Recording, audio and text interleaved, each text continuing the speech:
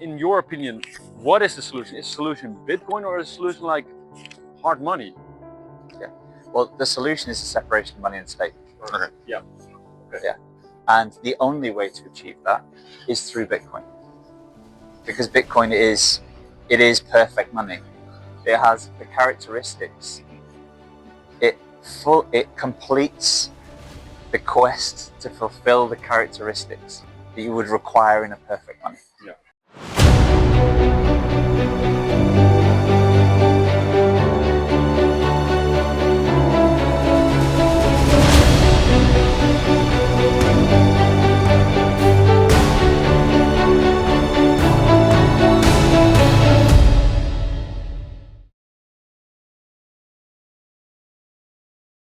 Hi, welcome to the 42nd episode of the Bitcoin podcast, The Store of Bitcoin. We are pleased to have Joe Bryan, the author of What is the Problem? A famous video that came up in the internet 9 months ago, and we are happy to have him in this conversation.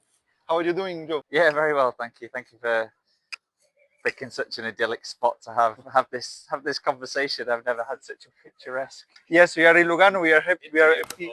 Happy and also lucky that the weather is so nice. And as always, we have also Johan and Francesco as co-hosts. Yes. Hi. Hi. So first question will be, this video that you made, What is the Problem, came up 9 months ago and become directly very famous in X, where the Bitcoin ecosystem is mostly built. How has been your life in the last 9 months? Yeah. It's changed quite a bit. For the best or for the worst? It's amazing, isn't it? Because whenever you come to a Bitcoin event, that you already feel at home because you're surrounded by people who have been through the same thought process as you. Yeah. And it's an amazing filter because for someone to end up here, they have had to go through a series of critical thinking and arrive at a conclusion and then have the motivation to do something about it. Right. And so every conversation you have is a high quality conversation. And it's like you're talking to someone that you've known forever, which means that it's a wonderful place to be anyway. And then since launching the video, people now stop me and want photographs. And things like I'll have a chat and talk about how the videos helped them, or unlocked a friendship, or helped someone that they've been trying to explain Bitcoin to, or the reason that they're so passionate about Bitcoin to for a long time. And it's just half an hour of video is just like a little key that's just unlocked something in their mind. And you can't get tired of conversations like that. It's just so nice. And for you, it's also kind of unique experience. Generally, the people, they start to become popular, then more popular. Maybe they get to one conference and become a bit famous, then a bit more. For you, it was directly become very popular, where many people recognize you in such a short frame. So it should have been, I think, intense. Yeah. Well, yeah. I mean, yeah. I've traveled all around now and been to lots of different conferences, and it's also outside of Europe. Yeah, I've been to US a couple of times as well. I'd say it's just wonderful because you just have such positive conversations with people. I mean, Bitcoiners are positive people on the whole anyway. Yes. Which is in stark contrast to most of society right now, because everything's just eroding and corroding. Whereas Bitcoiners are positive for the future, and they were already positive conversations. Now they're just really, really positive conversations. But it's absolutely no hardship whatsoever, because I would want to talk about Bitcoin anyway, and so this just gives me more excuse to talk about the thing that I'm passionate about. And who's not going to like that? Yes, and actually, it's also unique thing of Bitcoiners that we could talk Bitcoin 24/7. It's not because of us that we don't talk as much as about Bitcoin. It's to not annoy other people. Absolutely. But in this conference, as you said, if you come here, you already put a lot of hours of work to understand the problem. And also, thanks also to your video, many new joiners that put, you see how hard, we can see also proof of work that was hard work to make easy for new joiners to understand what is the problem. Well, yeah, I mean, it was a challenge to make, but there's nothing new in there for any Bitcoiner. For Bitcoiners, no. But for that's just what we carry in our heads. It's just an easy way to explain it to somebody in a concise way, which is just a story. And humans remember stories. Yeah, Like you get told a story once and you'll be able to recount the story. You might lose some of the detail or some of the nuance, but you know roughly what happened and you can explain it to someone else. That's not the same when you get given a technical lecture. And so it's just like activating a different part of the brain, and then everybody can just go around and explain it very easy to everybody else. And just, as Bitcoiners, we are incredibly motivated people, and we want everyone else to see what we have seen. Yeah. Because once the penny drops, you never change your mind again, right? And so this is just the thing that every Bitcoiner can have in their pocket and just send to anyone. They complain about, I don't know, the cost of living price. Oh, you should watch this video. They complain about political extremism, or they tell you there's a conversation about homelessness. Oh, you should watch this video. Like it doesn't have any sharp edges, and you can send it to everyone. Too much price is too high. Price of a house is too high. That now is an actual problem for many. Send this video. Absolutely. And there's, as I said, there's nothing in there that's new. It is a distillation of, Jeff's price of tomorrow and the Bitcoin standard and Lynn's stuff, and it's all of the things that other people have put a lot of time and effort into creating and making more accessible, and just making mini versions of them and stitching them all together. That's it. I don't feel like I've necessarily created anything other than just help the great work many Bitcoiners have done over time, build more and more accessible layers and just make it a bit more accessible. Yeah, but that's I think also the Bitcoin ethos, like the open source and the sharing of the knowledge, and then another one can build on top of that. So my question to you is, I think we all know what the problem is, but how convinced are you about the solution? Absolutely. Like 100%, or do you think like there's still some room for improvement, or could it be that because in your opinion, what is the solution? Is the solution Bitcoin, or is the solution like hard money? Yeah. Well, the solution is the separation of money and state. Okay. Yeah. Okay. Yeah. And the only way to achieve that is through Bitcoin. Because Bitcoin is perfect money. It has the characteristics. It completes the quest to fulfill the characteristics that you would require in a perfect money. Yeah. And so there is no next stage. But what I am a huge free markets person. Right? And Bitcoin is a living organism. It is an optional network that anybody can join or leave. Anybody can fork and suggest changes and improvements. And so, we've created a system here, and so we feel part of it. Yeah, of course. We're all Satoshi. We're all Satoshi. We've created a system here that is anti-fragile. It is secured by energy, and you can't fake that. But it's entirely optional, and everybody can choose to contribute or not. And Bitcoin has changed at the edges since it was created, and it will continue to change and improve over time, but no one is forced to accept anything. And so the free market will solve everything.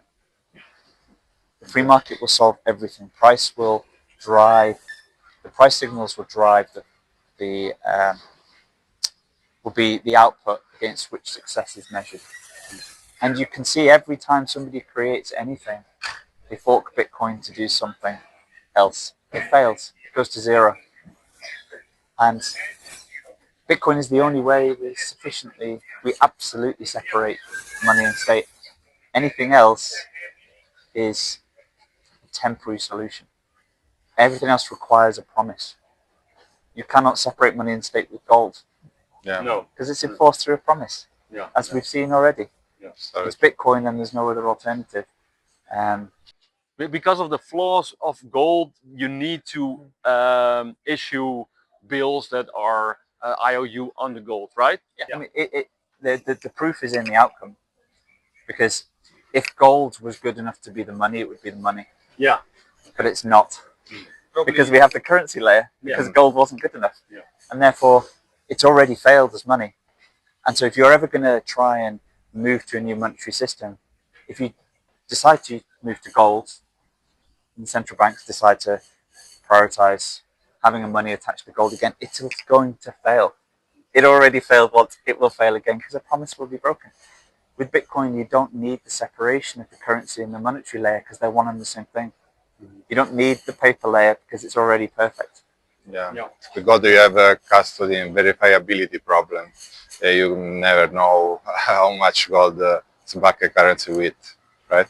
Exactly. Exactly. Exactly. But to foster adoption, I would like to focus on the problem because the problem is before the solution, the problem solution. So, what do you think is the biggest barrier to adoption from the people? Is the poor understanding of economics of value, or is the trust they have in the government, which is hard to break, or a mixture of the two I think things? it's a combination. A combination. Because their accessibility to anything other than propaganda is limited. Mm-hmm. And I would include Keynesian economics inside that propaganda definition because it's just simply wrong. And everybody, when you watch What's the Problem, everyone will agree with every step of it. Yeah. And they will come to the conclusion at the end, well, of course that's true.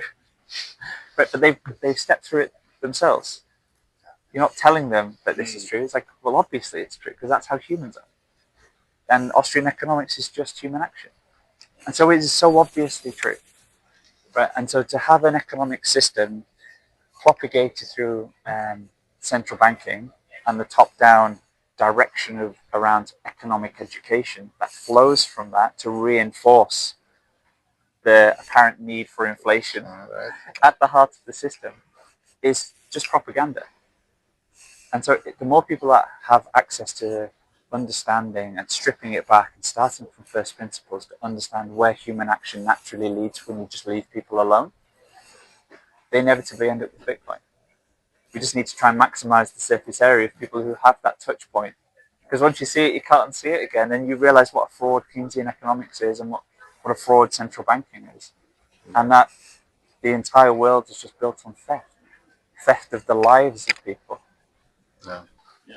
So there is some degree which is personal, I think, but the combination then maybe you can fool one person one time, two times, third time, you will hopefully understand. Yeah. Yeah. It's And we know how this ends. We know how this ends for the fiat system. It implodes. It kills itself. absolutely. Governments will continue to print money until the money is worthless. Yeah. We've seen this film before. Yeah. This has happened many times. Many times. And so the government will drive the destruction of the currency and force everybody to learn about Bitcoin through their own actions. And so these things are going to happen anyway. It's just the more material that we can make to allow people to find it naturally and to come to their own conclusions sooner and protect themselves from the massive negative consequences for themselves that is going to happen as the government destroys everything through money printing, the better. Yeah, on this point, are you in favor or against the central bank accumulating Bitcoin because it might solve the disruption problem if they have, but on the other hand, they own the supply. So Yeah, that's a tricky one. Bitcoin is for anyone, and that includes central banks. okay, And the logical thing for central banks to do, when you have access to a big red button and you can print something for free, so do it. the logical thing, ultimate conclusion is I should print the thing I can to buy the thing I can't. Okay. And I think ultimately that's where central banks end up. It's fortunate for us, however, is that they haven't seemed to have reached that point yet. And so Bitcoin is the thing. Bitcoin is the way that every individual person around the world can separate money and state for themselves. Yeah. You do not require the permission of anybody else to do it. And it insulates you from the abuse of the state through the central bank. Every person is going to wake up at some point to that same conclusion, every company and every country. and the people that do first get a competitive advantage. Yeah. Thanks. But we can't stop them. We know they will eventually do that, and it exacerbates the need for us to help as many people as possible come to the conclusion as quickly as possible, so that they can protect themselves and their families.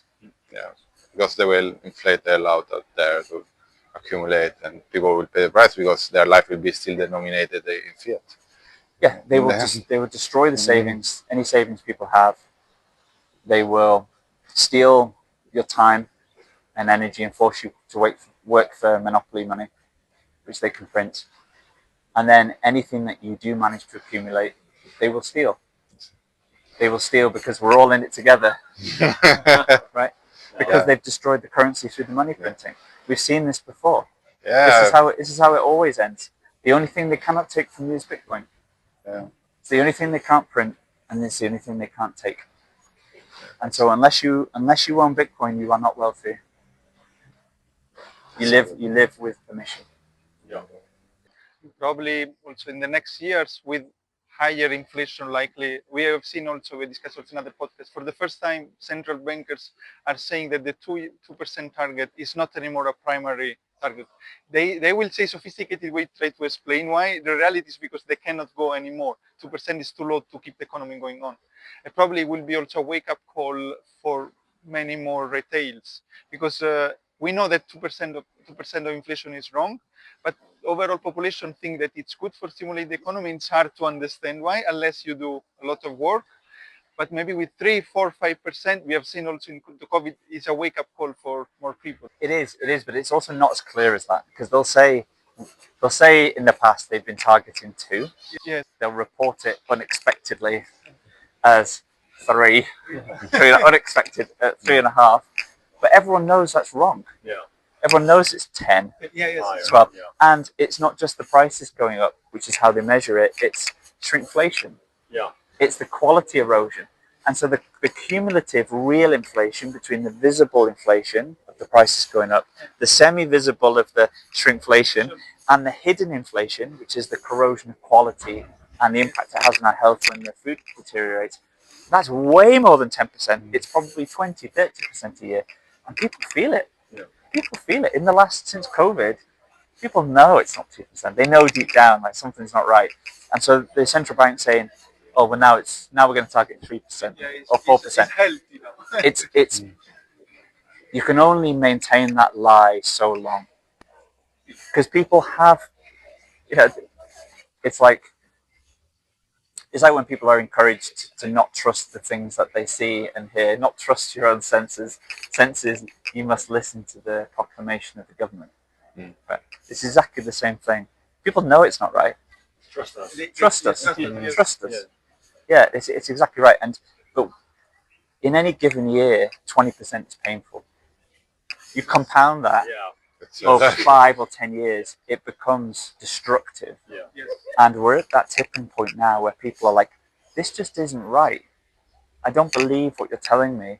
And more people are going to be forced to question why they feel the way they do, and that the realization that things that they just don't add up. And then they start going searching for what really is the answer, and then they find Bitcoin. And you'll be like, okay, now I understand how I'm being stolen from. Yeah. Okay, and it doesn't have to be this way. Yeah, I would say the ETF of BlackRock is doing great marketing. Now it's digital gold, so they're everywhere. No, But it's not real Bitcoin. I understand, Bitcoin. but that helps. It helps, but it's a double-edged sword, because people think they own Bitcoin because they own an ETF. They don't own Bitcoin. They own a promise. It's like owning gold in the vaults. Technically, you own the price. You've got price exposure to gold, or price exposure to Bitcoin. You absolutely don't own it. Absolutely don't own it. The only way you own it is by holding it yourself. But the positive side is that people have an accelerated touch point and exposure to Bitcoin, which widens the top of the funnel, and some proportion of those dig that layer deeper. Say, okay, this price seems to keep going up. I wonder why. And then they dig down and they realize, okay, I realize I need to own this thing, but I absolutely don't need to own the ETF. I need to actually own the thing, right? Because Bitcoin is only valuable if you can take it yourself. So first, basically, you start with the problem of that money and state is together, and then you go maybe to a Bitcoin ETF or a Bitcoin treasury company shares, and then you find out the next problem, and the next problem is it's still an IOU, I still don't own it, and then further down the line you go to maybe self-custody or a part of, Yeah. Well, I mean, ETFs and treasury companies are a natural outcome of the free market waking up to the public's need for Bitcoin.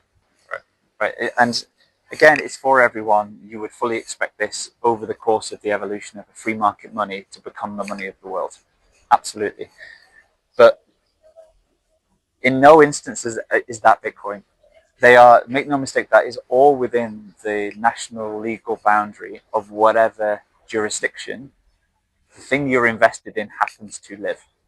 Right? And it's a single stroke of the pen from the person in charge of that country to swipe all of those assets onto the national balance sheet and give you worthless paper in return, which will immediately be devalued. Like we've seen this before in the 30s in America, right, when they did the same with gold. Or with Canadian truckers when they freeze, then they're not seizing, but they're freezing. Then you also like touching the hot stove. Yeah, it's exactly it's you're right. It's never about seizure. They'll find other ways to force you to do something. So for example, in the US, they didn't say they didn't seize your gold. They said you have to hand it in, or you get a fine or prison term. Right? We're not, of course, we're not seizing it. No. Right? We're just creating a set of massive disincentives for not complying. Right? And but we've seen it in more recent times, and not Bitcoin related, but Cyprus after the Greek crisis in 2013, 2014, if you held money in the banks, you had euros in the banks overnight, 45% of that got swept over to the government. It's because it's not yours. It's not yours. You don't own anything.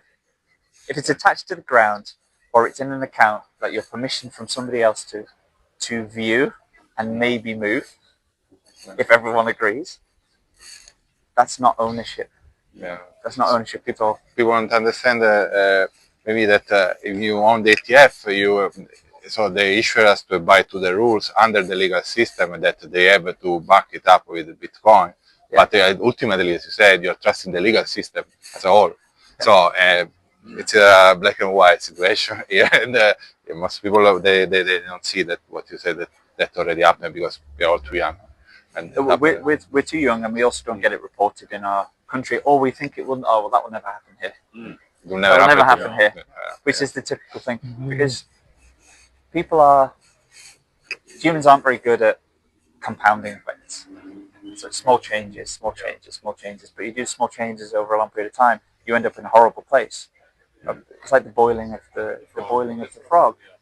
Yeah, and so people need to take a step back and zoom out and think, is today better or worse than 10 years ago, 20 years ago, 30 years ago? This is a good starting point because it's not better over the 80s, so we can have worse results.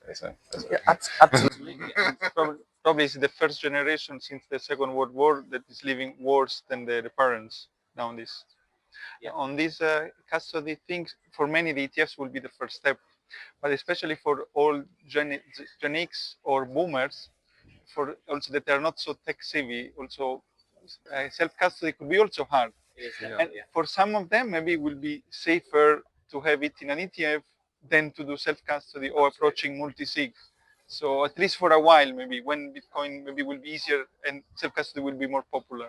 I absolutely agree with that, and there is what you, in theory, should do, and then what is the right trade-off for any individual person, given their situation and given their confidence level and their capability level. Yeah, but Bitcoin is not static. Bitcoin itself moves slowly. Like it gets iterated through free market contributions, like get adopted by some and not others, and it evolves forward. But what moves a lot faster is the UX and product experience around Bitcoin.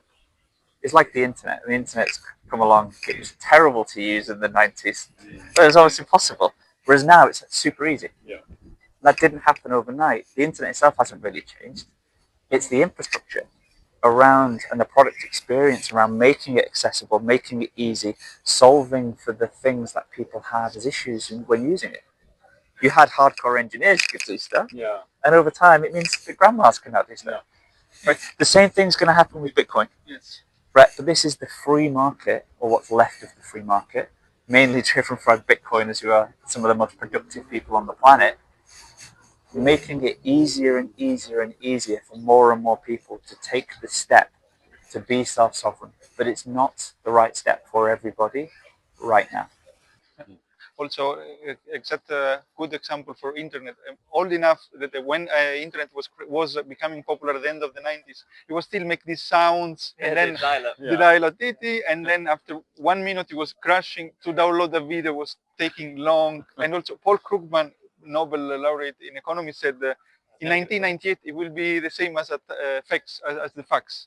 So that's also one explanation. I'm saying yes, but also the internet. They said that also Jeff Bezos from Amazon, Bill Gates were mocked in national TV or were considered too much creative or for sure without any basis, and then they became the most important people in the world. So similar with Bitcoin. Yeah, well, I would draw a distinct parallel with Bitcoin. We are on a technological adoption curve similar to the internet, but in parallel with a monetization curve. Yeah. Yes. And so you can adopt the technology, but when you adopt the technology, it's a one-way door, and you start using it for money or thinking about it for money, and you never go back. It's a civilizational change. We're never going to go back to time before the internet. We are never going to go back to time before Bitcoin. To have anything other than Bitcoin in the future will be nonsensical. Yeah. Right? It's just not obvious. Yeah. It's just not obvious. And to go back to like the Paul Krugman saying, engineers and people who think non-linearly, Yes. they get it. Yes. They get it, right? Because they see it's systems. Yeah. And a system either works or it doesn't work. Right. If it doesn't work, it's never going to succeed. You can patch it as much as you want and try and obfuscate it or try and compensate. It's ultimately going to fail. A system is either working or not working. Right? Bitcoin works, fiat does not work. That's it. And so when you think about technological adoption curves, you think about product enhancements, you think about UX enhancements, you think about the activities of the free market and the most productive segment of society driving these changes, becoming ever more numerous, becoming ever more wealthy, and they're already the most productive people in society, and they're building an anti-fragile system which no one can control. You cannot beat that. No. You cannot beat that. Right? So I absolutely wouldn't listen to any fiat economist whatsoever, because A, their career and their a sweeping statement, but they're probably a large part of their individual self-worth is tied up in believing the things that they believe. Yeah. And they haven't thought critically enough to understand that the system doesn't work. And so don't tell me how the system that does work is going to evolve in the future, because you're also, I'll stop there. Yeah. One important also differentiation. It's a good point. Like one important differentiation, for example, also the automobile, the car substitute the horse, but the horse was still working as a vehicle, but the car was working way better. The same with electricity and gas heating, for example, or lamps with gas. But with Bitcoin, we are saying that the current system is not working at all. Is wrong. It's not only that Bitcoin works better, but our is wrong. So on one side, even is wrong, it's also understandable that some who have 30 years experience in this system to admit that these 30 years they believed on something that was completely wrong is really hard, something very hard to cope with. So that's why they will come late. At one point they will have to admit, maybe at 1 million Bitcoin. Well, I agree, and I'm laughing because we had a couple of people sort of just drifting into the camera. Yeah, it's a public filming. It's tricky. But absolutely right. I mean, it's been said before, but Bitcoin is first and foremost an ego test. Yeah. Because to nobody approach it comes to Bitcoin, probably even going back to all the recipients of the email from Satoshi thinking this thing is going to fix the world. Then everyone comes to skepticism. Yeah. It's not going to work. How could it possibly be valuable? It's meaningless. It's tulips. It's a bubble. It's fake money. It's all of these things. You've got to recognize that you were wrong. Yeah. Right. And if you have an ego that is not capable of saying I was wrong about that, then it's not going to be for you. It's not going to be for you. And so, first and foremost, it's an ego test, and you can see by walking around every conversation. There's no ego here. No. There's no ego. Everyone is like very low key, inquisitive, critical thinking, interested, open minded, right? And it's again, it's that filter. So people that fail that first filter, then you get Bitcoin at the price you deserve. Yeah, as we always say in our podcast, it's also a natural selection. These are skills. Having self-actualization, having think out of the box. These are skills. You want a grown-up person to think exactly like that. So it deserves Bitcoin. So it is not by chance that these people get to buy Bitcoin. And I would advise to our listeners just not to go for an ETF or to trust to bet everything. Would you bet everything you have on a legal system? Just when you can buy a real thing wherever you want, and then you can also self-custody on BitVault. BitVault is the first wallet solution solving the problem of physical attacks and hacks, thanks to our breakthrough time delay over multi-sig technology. You have timed vault with multiple keys which protect your life, protects your holding against any kind of threat attack, either physical or digital. So I invite you to head over to bitvault.sb and check us out and test the beta. And we are going to Apple Store very soon. Thank you. Back to our... But this is an example of product innovation. When Satoshi and Adam were running first software here, they wouldn't have thought about having someone would come along and build some multi-sig time delay. But it's driven from the free market need. Yeah. Right. And in 5 years' time, you'll look back and think, remember when we used to use that thing? Yeah. Because you'll have built something else, and then something else will be built on top. And this is what makes Bitcoin anti-fragile, and ultimately it's going to be accessible to everybody with very low risk of things going wrong and high degree of confidence. Yeah. Absolutely. We are approaching the last 5 minutes of the podcast, and Johan, you have any special question? So my last question would be, we talked about the problem and the solution, but if you you are basically the example of how you would explain what the problem is to people, but are you still having ideas or angles to work on how to help people understand the problem? Yeah, because I end up speaking to lots of people, and you have to try and help people make the connections themselves. And so, analogies or linking back to something in their own life or how they would react in a certain situation makes them reflect on it and make a decision. And if they make a decision and they tell you this is what I would do, then they see that what the problem is. And then they reflect on it, and then in the back of their mind it just eats away, and then they keep coming back to it, and then think, okay, well, I'm not comfortable that I'm not doing something which I'm being incentivized to do because something is wrong. So first you relate. So first you need to know what their situation is. You can relate, and then you relate the problems. Know their problem. In some ways, but I'll give you an example. Yeah. So people struggle with inflation. It links back to part of Safety's presentation yesterday. And if you haven't seen it, you can see it on Rumble. It's fantastic. You should watch it. And one of the things he talks about is time preference. Time preference is not really thought about at all or discussed at all. No. But you can, within 30 seconds, demonstrate why it's so important. Because we're told we need 2% inflation. The whole team's in economics, you need inflation. So what if I gave you money now, and you can explain this to a child or anybody, and say, I give you 100 euros now. In a year, there's going to be half of it left. What are you going to do?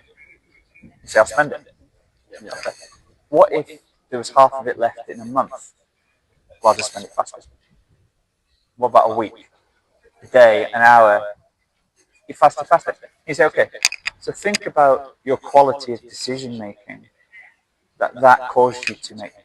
As the time frame shortens, are you making better or worse decisions about your money? Obviously worse decisions. Yes. Obviously worse decisions.